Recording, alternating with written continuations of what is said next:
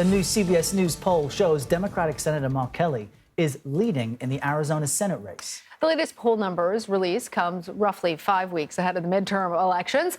51% of likely voters are backing the Democratic incumbent. That's just a 3-point lead over the Trump-endorsed Republican challenger, Blake Masters.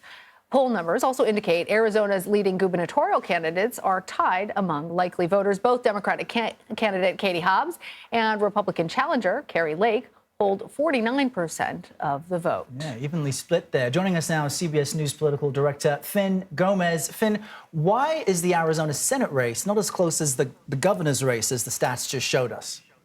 Yeah, this race, it's really interesting because it's for most of this year we've seen this. There's been more separation between these two. Earlier polls showed that Kelly was up in front, and by showing this race tightening, you're seeing that there's some real elements at work here.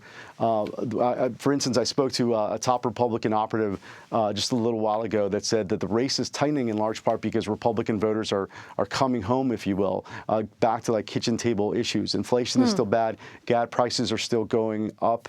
As well as you know, the president's numbers are starting to go down again. So according to this operative, you know, it's impacting the race. But what's also working in Democratic Senator Mark Kelly's favor, according to our poll, is that the majority approve of his job performance. The majority of voters approve of his job performance. And the fact is that he is personally well liked. In fact, he's the most personally liked of the 4 statewide candidates tested in this poll for Senate and governor. By contrast, over 6 in 10 dislike how Blake Masters handles himself personally. So really, really interesting dynamic in this really important key race. Yeah, that is interesting. And really interesting that doesn't seem to really be having making a significant dent on Masters' candidacy. You mentioned some of those kitchen table issues, inflation, gas prices. Sure. Tell us more about the issues that are most important among Arizona voters and whether some of these other national issues like abortion, economy, immigration, how much are any of those playing into these elections? According to this new battleground tracker, this great battleground tracker from our great polling unit, that those national issues are also impacting Arizona voters. You know, the economy, inflation, immigration, but also crime, election issues are top issues for Arizona voters. They're very important issues. Though abortion doesn't rank in the top 6 issues for voters in Arizona, 60% of Arizonans believe abortion should be legal in all or most cases, Lana.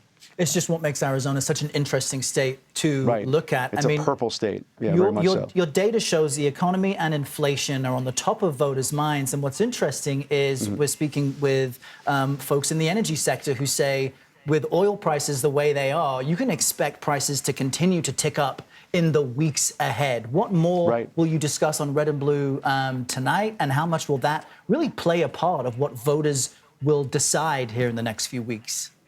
Well, what we're expecting to see, of course, later today on Red and Blue is that in this, again, this great survey by Anthony Salvanto and his great unit, is that, you know, how these key economic issues are driving voters, how they're impacting people in Arizona. Also, one issue that I would want to bring up is that Blake Masters is sort of famous for, especially during the primary, he talked about privatizing Social Security. Right. That was very, very unpopular in Arizona, where you have a large segment of senior citizens there. So that's also something we're going to bring up tonight at Red and Blue, on Red and Blue. Lots of retired voters there who did not appreciate. Very important voting bloc. On that. Absolutely. All right. Fin Gomez, thanks. Thank you, Fin. Thanks, guys. And as always, a reminder that you can stream the day's political news on Red and Blue tonight, starting at 5 p.m. Eastern.